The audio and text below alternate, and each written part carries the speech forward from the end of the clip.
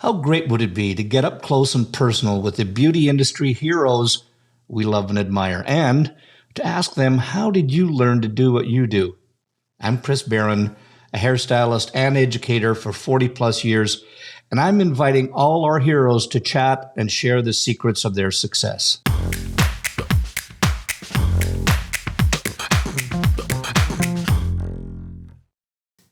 Well, welcome everyone. And I love having my industry friends join me as guests on Headcases. And today's guest took over his family salon business, The Changing Room, in 2012. Now, catch this, 2 years later, his business degrees helped him elevate the salon culturally and financially to the point that Salon Today awarded it one of the top 200 North American salons almost every year since then. He's a business coach who elevates good salons to award-winning ones. He's a keynote speaker whose messages are inspirational and motivational. He's a thought leader and a common sense coach to his team. And if you want to know how to create a culture in your business where people who enter say, when I walk in, I love the way it makes me feel. If you want that, then my friends, it's time to listen up. And by the way, did I mention that he's a respected friend? So let's get into this week's Headcase, Justin Gold. My friend Justin, it is an absolute honor to have you on here, buddy. I know that we've had some shits and giggles together in the past, but it's just really fun to have you on Headcases. And I just want to welcome you and say, pleasure to have you on board, buddy. Thank you. Thank you so much. Yeah, you and I have a good laugh, and it's so good seeing you again, even if it is virtually this time. But it's always nice to see your smiling face. Well, and for those of people watching, you don't know if we have pants on or anything below here. So, but we're at least from top up, we're looking great. Exactly. Yeah. So, Justin, I mean, and I already gave some of your backstory in the intro, et cetera. And I know that you've been working for a manufacturer and you've been doing some amazing stuff like helping people coach on their businesses, et cetera, because especially times like now that, abundance and making money and more so is making a profit as opposed to just making money is there. And I know when you and I talked previously, we talked really about having to set culture. And I think that's kind of the precedent that sets you up for making money as well. But just prior to us talking about that, I always like people to know, like, what's the little bit of the hair story, like how you got into the business. And, because sometimes people are in our business or they didn't have a license, they don't go to it, they're business owners, et cetera. So what's your hair story? I'm second generation. So mom and dad were immigrants. My whole family's from England, myself included. Unfortunately, I don't have the sexy, beautiful British accent. My mom and dad do, though. So I still have a British passport, not an American passport. But mom and dad came over and they learned from the School of Hard Knocks. They are technicians behind the chair, 6-7 days a week. And they built up the Changing Room, which is my salon. We've been in business now 44 years. Their goal for me was to go to college. I'm the first one in my family lineage to go to college, university. 2 degrees in business, finance and entrepreneurship and small business management. And then, my journey took me elsewhere. And then, one day, if you have a really good relationship with your family, hopefully, as they raise you, they put food on the table and clothes on your back. You have to take care of them. And that one day for me was about 18 years ago. So I was living in LA at the time, and mom and dad were running the business to the best of their ability. Like I said, mom took ill, so I came back temporarily to help out the family business because I grew up in it. I grew up at the dinner table. And during the days, mom and dad, they worked in the business, and then to be able to work on the business was at dinner table. And so I grew up learning the business side of the beauty industry. And then I moved on and did different things. And then I came back 18 years ago. And when I came in, I was able to see things from a different perspective. And that perspective was elevating it through an experience, right? Instead of selling haircuts and hair color, we sell an experience. Mm-hmm. And that experience is defined by how strong your culture is in your organization. So I was able to implement systems and procedures to elevate it. So let's just pretend that, because I think that culture, first of all, would you agree that, I think there's buzzwords that we have out there, and there's things Yeah. like professional and Yeah. et cetera. And I don't want to downplay the word culture by calling it a buzzword. Mm. But I find so many people, and I'm probably not just in our industry, but our business has a culture, has to have a culture. And sometimes they'll use other words in it, whether they'll say, well, we have a family culture, et cetera. Mm. But let's just pretend that I don't know anything about culture. I don't know what it means. I don't know how to get it, et cetera. But how do you make, like, first of all, what is it? Mm. How do we get it into play? How does it come to life within our business? Mm. That's a great question.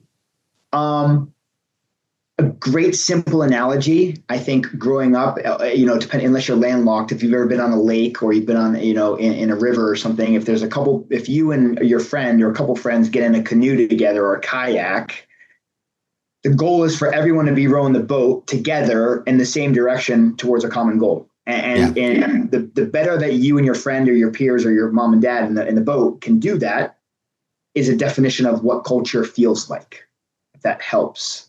Yeah. Yes. How do you define it?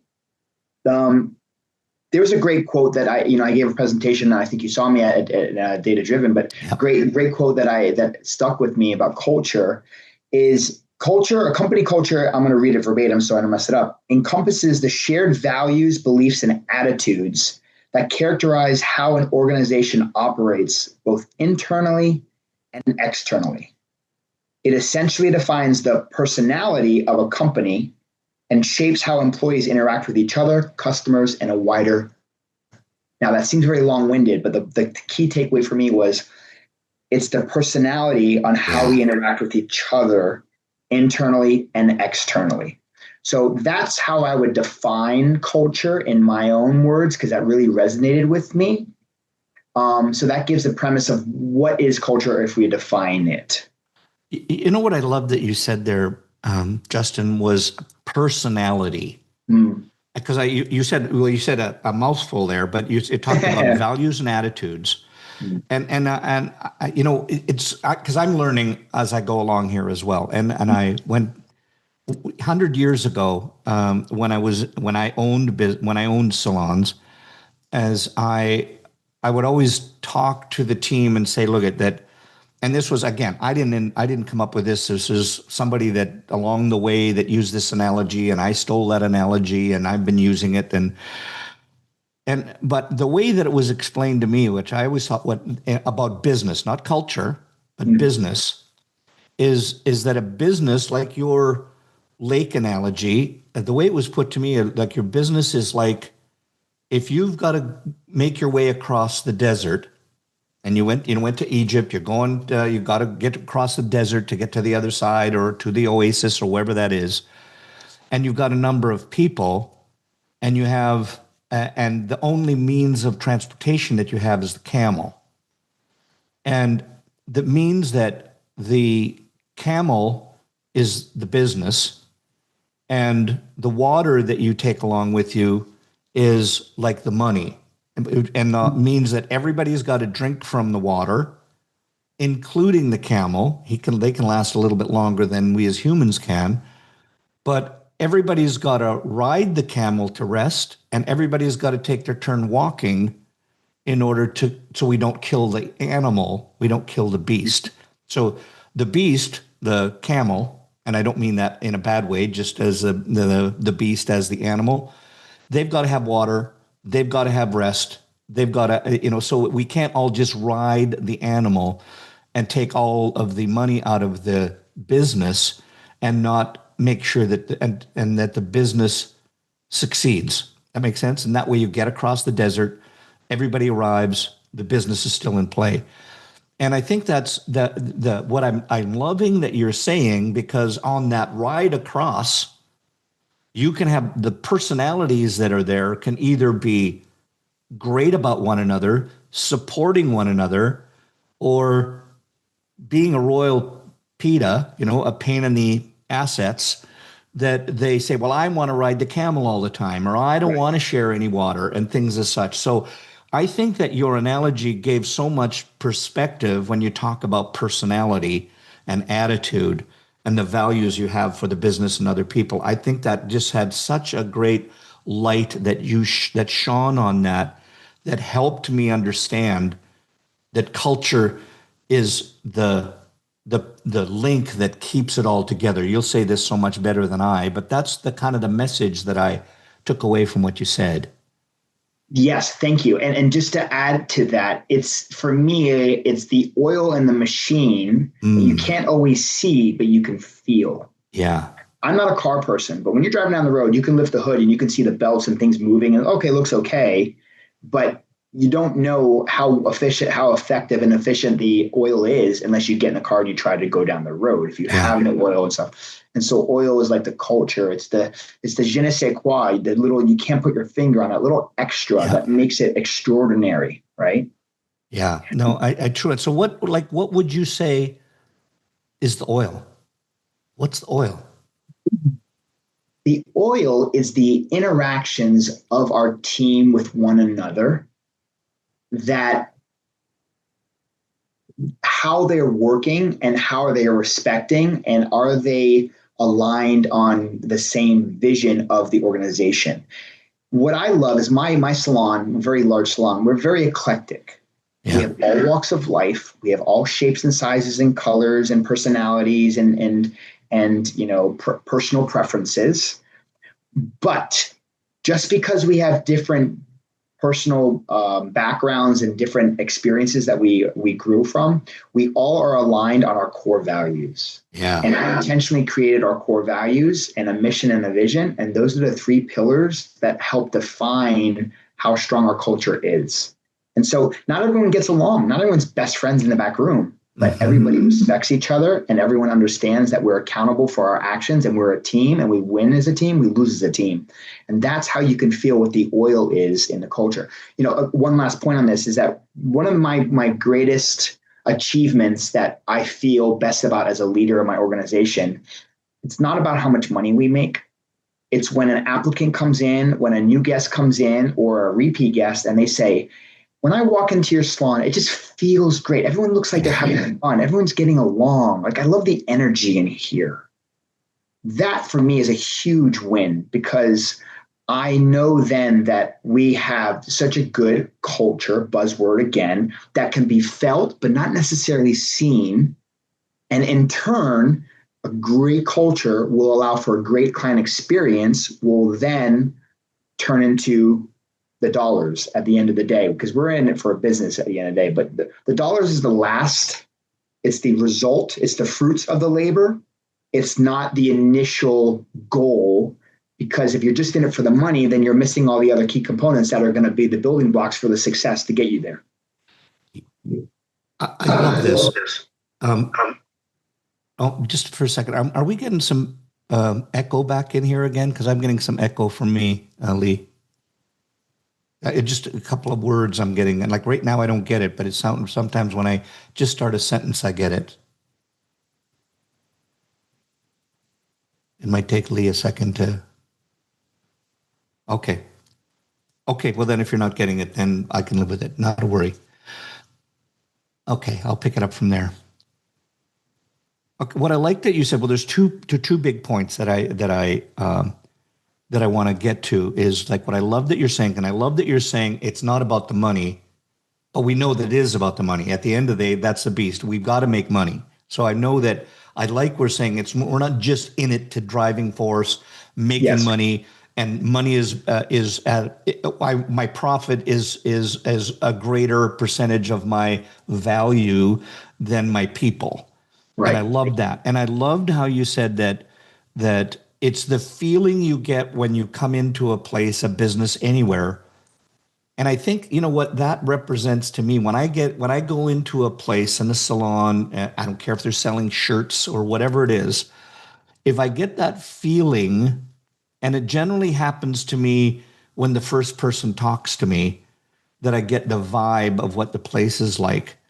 And what I notice again, I am not the be all end all, but I will say this: what I think that like the L in culture comes that the benefit of having that culture is the loyalty Mhm. that, and I'm going to talk people first, as in what that's what people gravitate to and what they want to work environment they want to work in.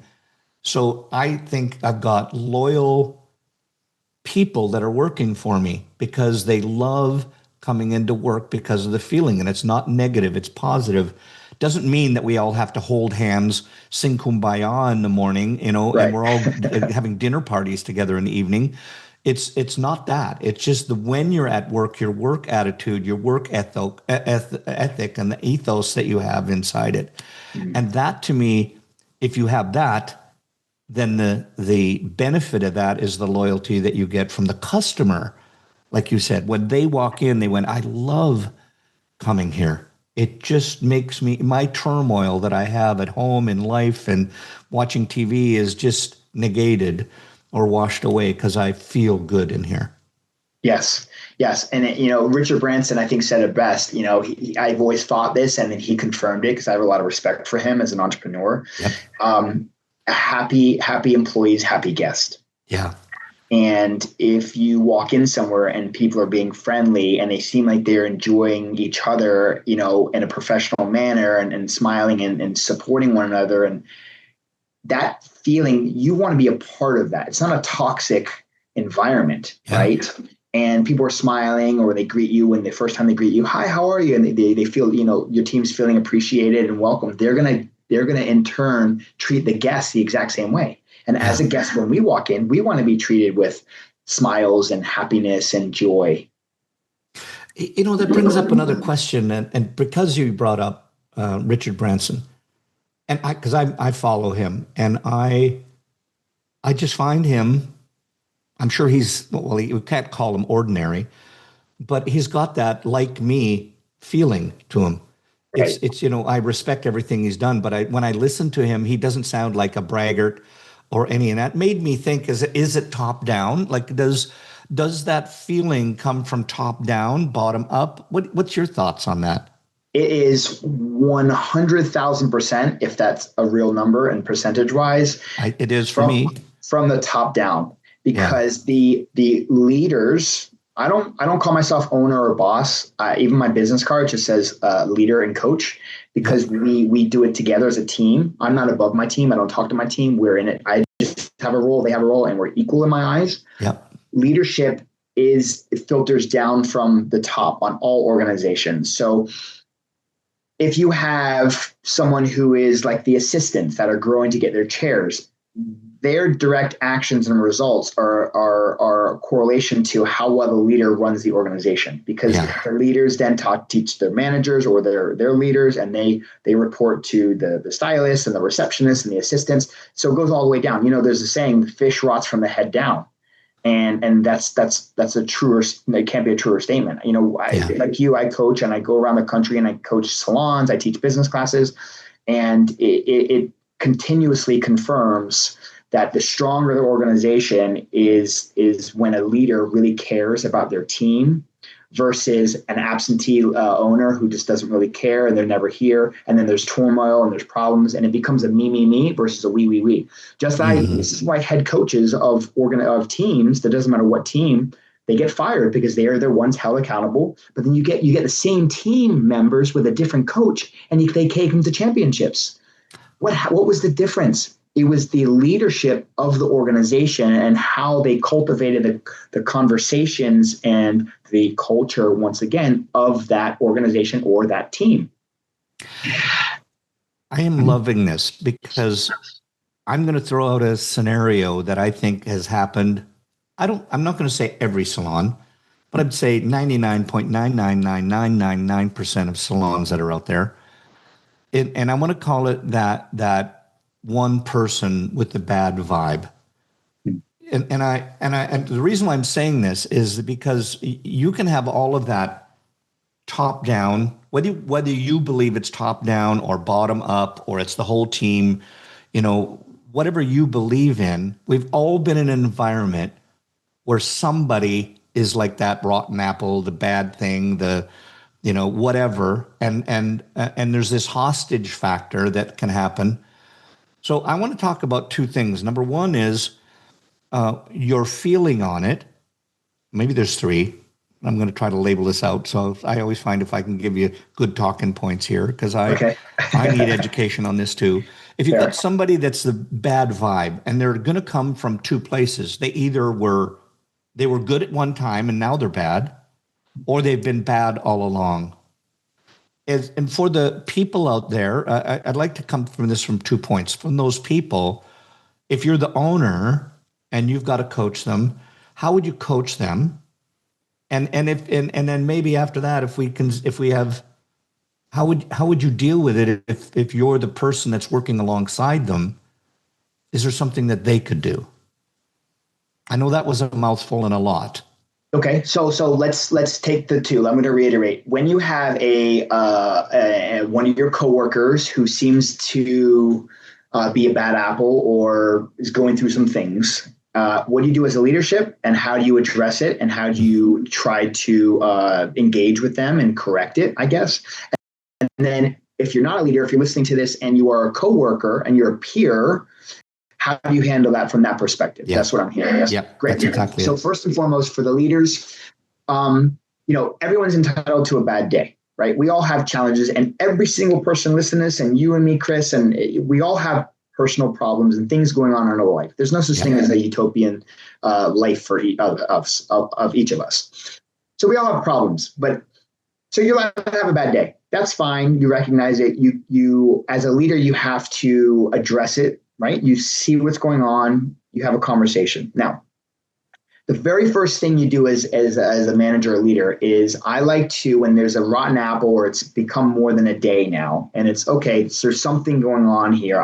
I'm recognizing, right, that this is a challenge in an organization. This person needs to be corrected, right? So I have a one-on-one conversation with them in a private setting, right? We praise in public, reprimand in private, which is very important. We don't just have a conversation in the back room or in the color bar, but like, hey, Sarah, blah, blah, blah, blah, blah, blah. Why are you acting this way? That's the wrong thing to do. Okay. So you have a private conversation. Another thing is I want everyone that's listening is making sure you sit down with the person, because when you sit down, you're equal playing fields. We are equal now. I'm 6'2", I'm a male. I am taller than most of my team members, my coworkers. So I don't want to be looking down on them. Body language is very, very important. 80% of communication is nonverbal. So if you're going to really get through and help this individual, we need to make sure that we're listening to them attentively and we're present. A lot of how you show up as a leader is going to dictate the success of the outcome of the conversation with this quote unquote rotten apple. So you're sitting down in an open stance. You're not emailing, having a quick conversation. You got to be respectful. You turn your phone off. You give them your presence. You have an open, comfortable stance. You're not, hey, so what's going on, Sarah? This isn't going to work, right? So you have an open kind of engaging, lean a little bit forward, body language. I don't know. I'm using Sarah as a rotten apple example. Sarah, the very first question you should ask is, how is Sarah doing? Because it becomes the human element. And what I did was I didn't say, how are you doing? I said, how is Sarah doing? Use their name, of course. And because what it does is it allows the person to reflect on themselves in third person. How's Justin doing? That first question can alter the entire conversation. I had this with one of my coworkers, a couple months ago, and I said, how is so-and-so doing? And she started to cry and started to tell me some personal things in her life because she was being late all the time. So I had to address, I want to go in there, why are you being late? Blah, blah, blah, blah, blah. But from that conversation, the very first question, she was able to give her a space to open up and tell me what was going on. I don't pry into my team member's life unless they want to open up. That changed the write-up conversation because then the human element felt for her, and it didn't give complete grace, but it allowed for me to then shift and say, how can I support you? Another really good question for a leader is, how can I help you? How can I support you? Bad apples are not as bad as they usually are to the core. They just need a little listening to, some guidance, some coaching opportunities. Now, not everyone's going to have a great successful conversation in the first go. So if you've had this one conversation, maybe two, I'm a three strikes kind of person. Second conversation, we've already addressed this on this date, this time, make sure you document everything. And the second conversation would be, look, we've already had this conversation. What's going on? How can I help you? You do some coaching, ask some clarifying questions, open-ended questions, because it allows for the coworker or your employee to answer, right? Because when they answer, they have to own what they're saying. If you are telling them, like, mom and dad tells us this, tells us that, they can go, yeah, and agree with you and walk out and nothing's going to change. But when they have to answer, they have to own it. One last good point. I like to make sure that we've extended as much resources in the engagement and conversation to help this person get back on board and not be a rotten apple anymore before you let them go, because they're still human and they have, mouths to feed, and they nobody likes being fired, right? Or shown the door. I don't believe I fire anybody. I think they fire themselves, because this is what we agreed on. This is the rules and the expectations of the job role, and you choose not to follow them. That's okay. Maybe this isn't the right organization for you. So I don't really feel like I fire anybody. They fire themselves. One last really, really nugget on this, and I'll move on to the next one real quick, is that if you're a leader and you have like I have an office, thankfully, some salons aren't able to have that. But if you generally, as a manager or leader, have your seat, I have a seat, and then the employee has their seat. It's just kind of my desk. State change and shifting their perspective on the conversation really helps. So this is like conversation number 3 now. And I'm like, look, Sarah, we've had this conversation multiple times. I just use tardy because tardiness is the number one reason why people let go of my organization. They can't seem to get to work on time. So I would say in the conversation number 3, maybe this is after a couple of times. This isn't 3 days in a row. We're very giving and understanding. In that last conversation, I would say, Sarah, do me a favor, stand up. And they stand up and I say, sit in my chair. And you sit in their chair. And they're like, well, no, sit in my chair. Because now they're the boss or the owner, right? Mm-hmm. Then I ask them this. What would you do in my situation, Sarah? If you were me and I was you and I was showing up and I had multiple conversations, what would you do? It is amazing, Chris, how many times they say, I would fire you. And as soon as they say that out of their own mouth, their face drops because they understand the severity of their actions. That state change and that role reversal, it really makes a shift. Now, not everybody, once again, and unfortunately, sometimes people have to, be shown the door, but that really, really helps. That state change helps. Now, real quick to get to the second part, if your coworker is not doing the best that they can and they're a rotten apple. I grew up playing team sports, and I feel like we win as a team, we lose as a team. And not only does it come from the top down, you have to be recognized and be able to work together and hold each other accountable peer to peer, right?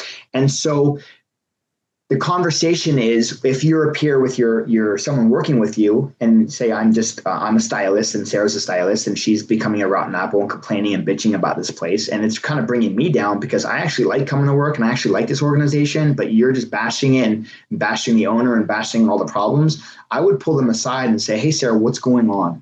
Another question. Is everything okay with you, Sarah? Because people are human and we have problems, and sometimes they don't know how to articulate it. It comes out in different ways. And so, Sarah, what's going on? It's very similar questions. Is everything okay with Sarah? Is there anything I can do to support you? What's really going on here? And it would be holding them accountable. Look, and say the I feel message. Sarah, I feel negative when I have to work with you because when you complain about the environment or politics or whatever it is, it doesn't make me feel good. So I want you to know I'm here to support you. Do you need help? Could you want me to talk to the management for you or with you? But these actions are not making me feel good and it's bringing me down, and I want to enjoy coming to work. So let me know how I can help you. So it's similar, but it's a different approach. Like, I'm a big believer. It's not what you say, it's how you say it. Yeah. And I teach, I have managers, but they're my leaders. I call them leadership team. You can be strong and soft in the same conversation. You can still be soft in their delivery, but you can be strong in your intent of the outcome of the desired outcome. One last point I want to touch on is my purpose and my goal is, when I have to have tough conversations with my coworkers or my employees, is that they leave my office empowered. Yeah. Yes, they just got written up, and yes, they're on the verge of getting fired. But when they leave my office, I want them to feel inspired and empowered, and that I believe in them. And I do believe in them, because if I didn't believe in them, they wouldn't be on my team. So I point out the really good things, some good things that I've noticed. We talk about the challenges and how can I support them. And then I finish it with just reiterating some of the good things, and that I can believe in them, and I know that they can do this genuinely. And so they leave feeling like, okay, I am part of this team. I do make a difference. My voice was heard. I know I can do better for myself and for the organization. I bet we have something in common. I have this love-hate relationship. I hate paying for something that I'm not using. I hate working in a small, cramped box. Yet, I love working in a cool salon that impresses my clients, and I love the culture and synergy of a team while enjoying the freedom of being my own boss. You too? What if all that was available to you at the salon you rent from? Meet Artist on Go, a game-changing way to rent salon space. With Artist on Go, you only pay for the time you're behind the chair. You can choose a salon that fits your vibe, location, and amenities. With Artist on Go, you're a part of a stylist community, not hustling alone. Plus, you get to enjoy perks like clean towels and back bar supplies. Check out Artist on Go, built for stylists serious about their clients and growing their brand without the hassles of managing a space. Here's the kicker. You can save more than 50% on your rent. To find out more, go to bit.ly/artistongocb. That's bit.ly/artistongocb. You know, you said a couple of nuggets in there that I loved, and I loved when you said, like, is that talking to them about how is Sarah doing. Mm-hmm. And I think one of the things that nuggets that I've learned along the way is that, if, especially on the first go round with somebody, as you're coaching the first time, maybe not so much the second or the third, but if you can make the problem and not the person the problem.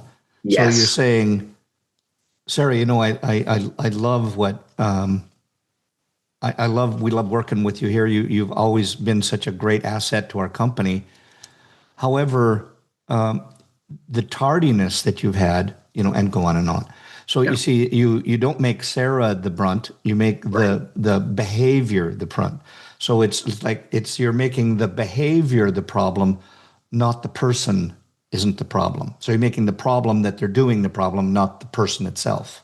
Correct. And this is, I strongly encourage everyone listening, this is why you have a handbook. And you have clearly defined job descriptions, because it's not you versus Sarah. It's you with Sarah against the rules and the organizational job description that you both agreed on to work here.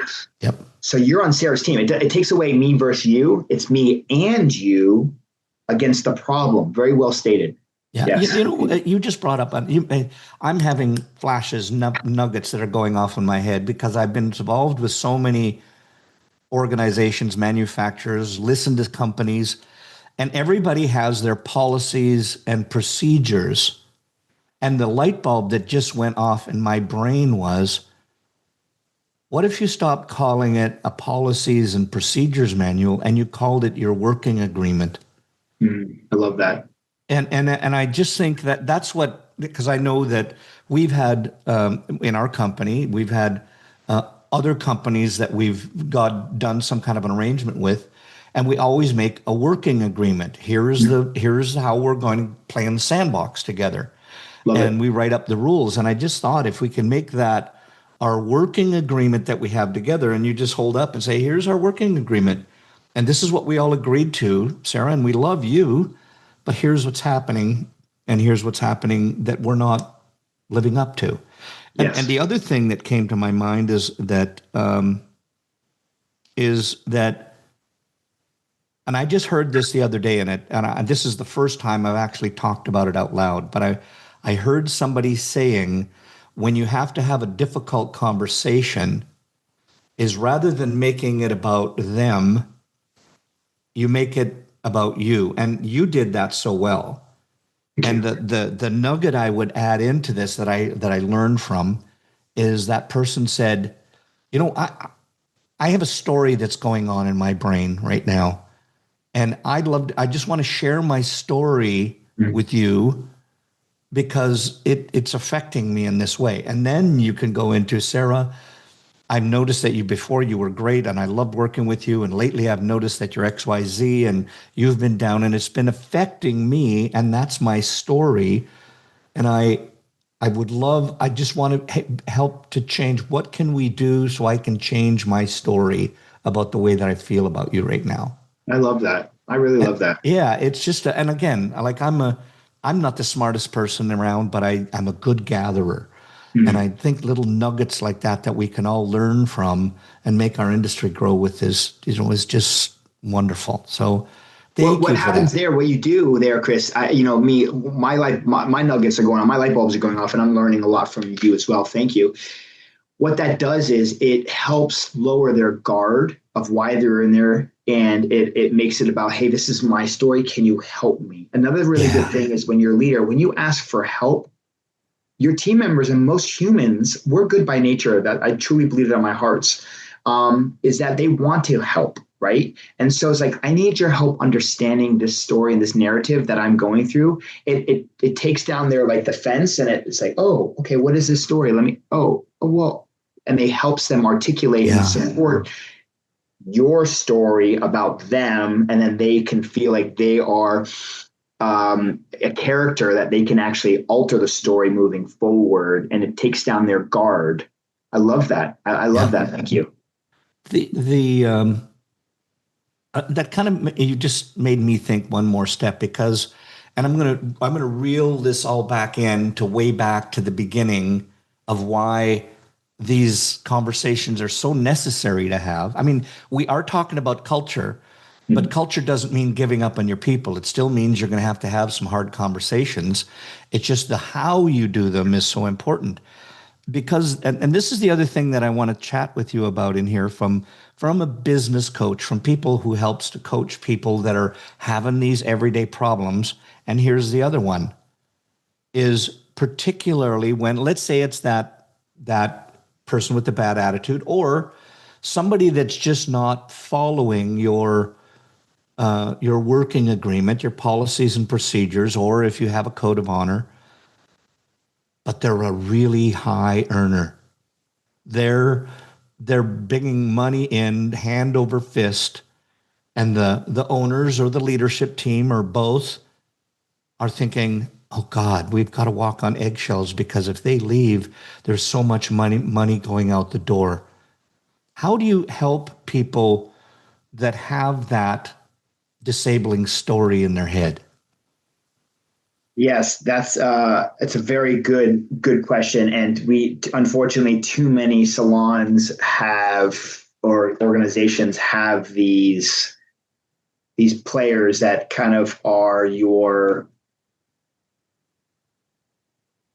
producers, Yeah, but not but not your aligned with kind of supporting, right? So you have your A players, right? So A players, there's a chart, right? If you were to do the X and Y axis and you kind of yeah, you do a diagram, you would have your A players, right? Your A players are high performers and high values. And I yeah, say values, I mean the cultural values of your organization, right? They align with what you're trying to achieve. Those are your A players. yeah. Those are your rock stars, right?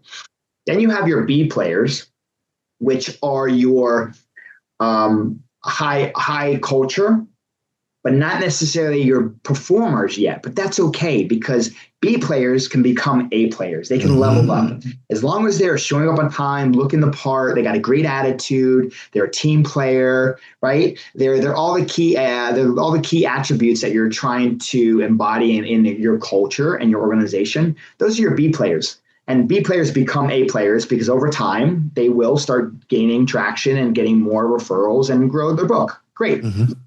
But then you have your C players, and your C players are the most dangerous people in your organization. a lot of organizations and companies call them near terrorists because they hold you captive because it's like, well, they make so much money. I had this with not too long ago. I was in a salon and they have a very, very, very big producing C player, but bad attitude.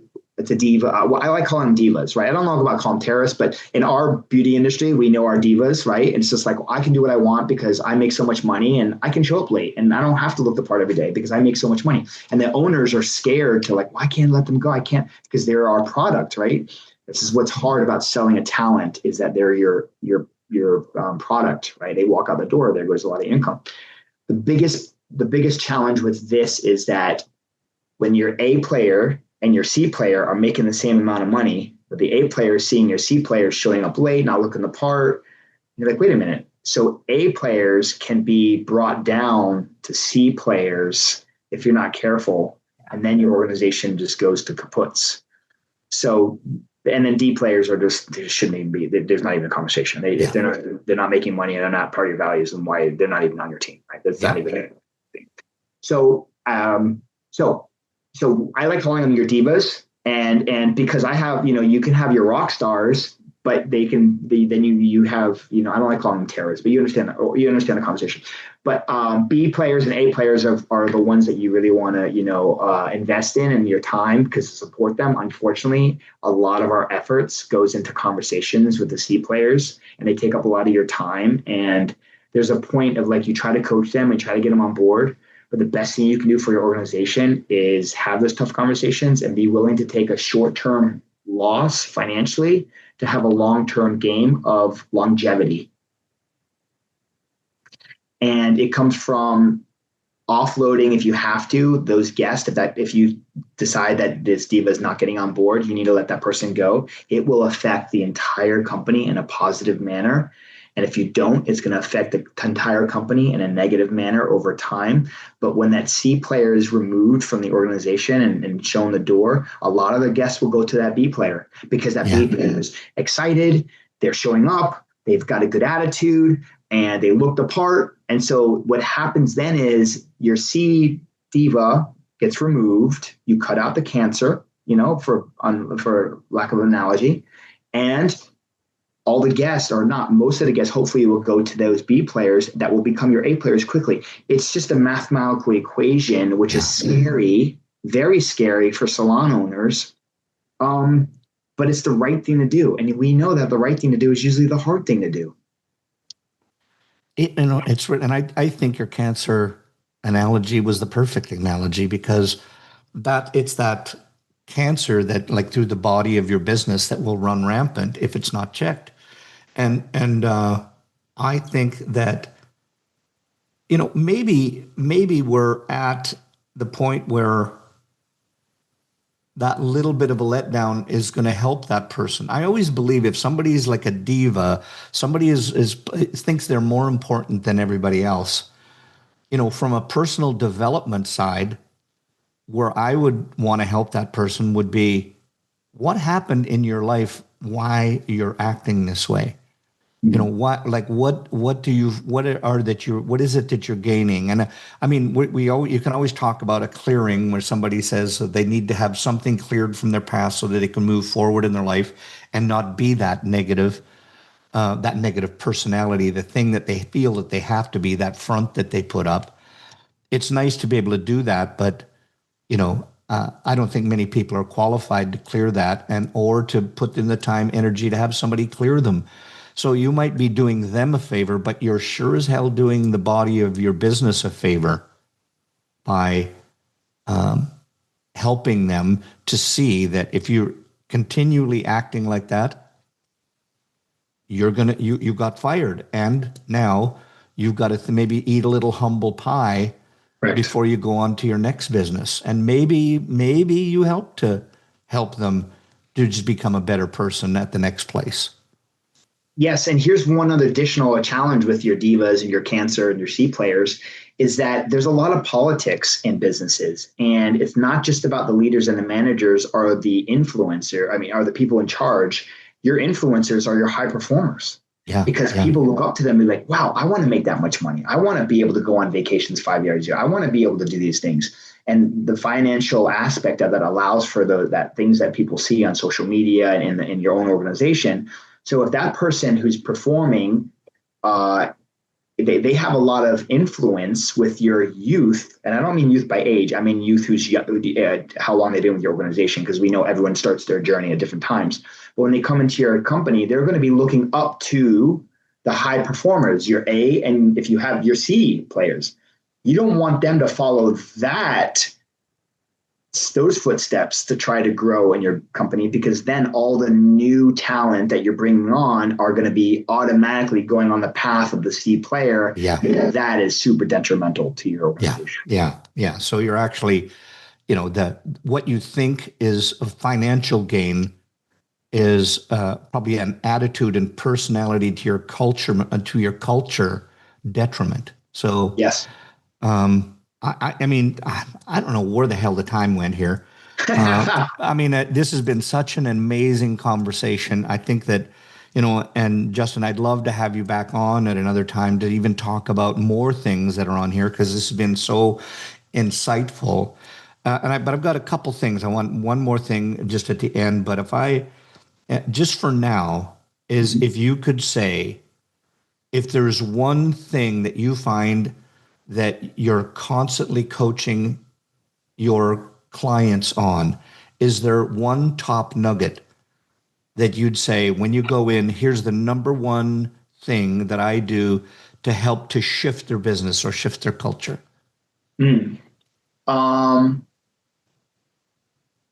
Yes, the one thing that keeps presenting itself is clearly defining expectations Oh, of your team.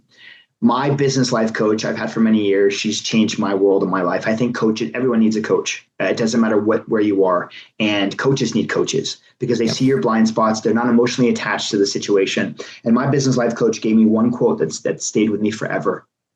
And it's, conflict arises when expectations differ. Yeah. Now, I'm going to say it again. Conflict arises when expectations differ. That's in our personal relationships with our partners or our husbands or boyfriend, with your kids. You have an expectation and they don't meet it, then the conflict arises. So how do we make sure that they're living up to the expectations? We have to clearly define the agreement, your core values, your non-negotiables in your organization. And so that's one thing I coach, is that, do they understand their job role? Do they get it? Are they capable of doing it? And do they want to do their role? Yeah. So that's what I would give you. That's the one thing, is clearly define your expectations of your team and each part of the organization. That will minimize a lot of problems down the road and a lot of conversations. Yeah. And what I love about what you said is, because even going in, I think that sometimes expectations can be another buzzword. And I love the way that you said it, is like, what's a non-negotiable? What's a breaking point for us? And I think that if you can define those, then that's there, if anybody wants coaching, if they want to get a hold of you and want to have you speak or come and talk to their people, get involved with you and have you help them, how do they do that? How do they get a hold of you?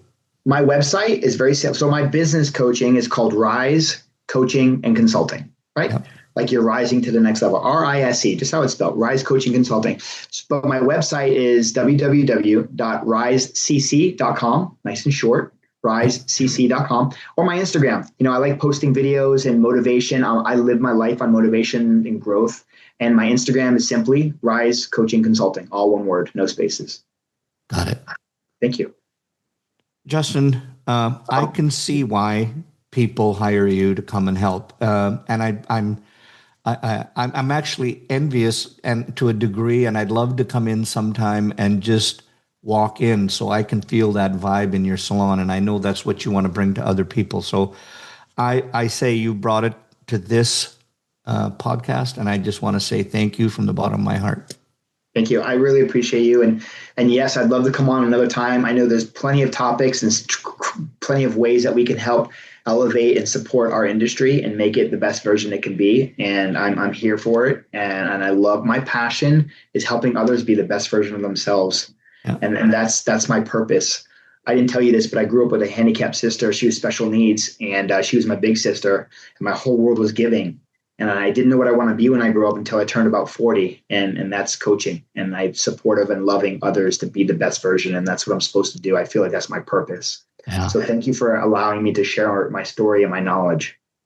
Well, that was my pleasure. And I remember you telling me that story, and I remember I think it was in your salon, the picture, you have a picture of that butterfly Yes. on your back wall. And I remember Yes. commenting on it, and you said that made you think of your sister. And Yes. I applaud you for that. Thank you. Thank you Thanks, very buddy. much. Thank you. As always. Thanks again for watching this episode. And if you liked what you heard, remember to smash that like or follow button, depending on your preferred platform. And make sure to share it with anyone you know that might be a fellow Headcase. Headcases is produced by Cut Action Media, with Marjorie Phillips doing the planning parts, Lee Baran on the video bits, and Adrian Taverner mixing the audio jazz.